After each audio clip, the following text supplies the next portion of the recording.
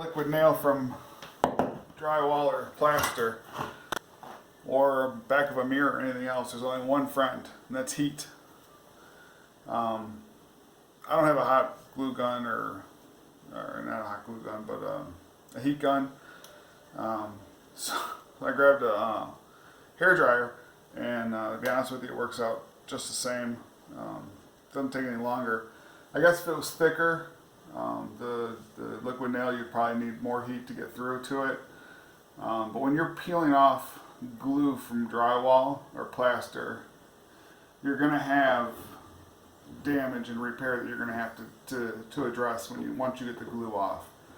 But getting the glue off with minimal damage is going to be your goal. And I found heat to work the best.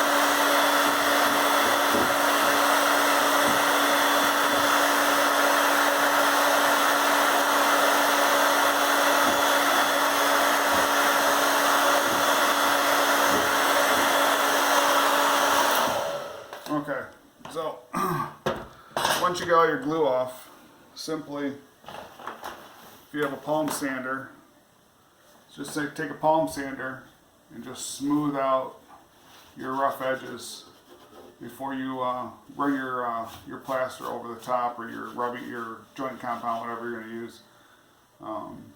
Just smooth out those edges. It'll make finishing this off a lot easier once that dries. Hope this video helps.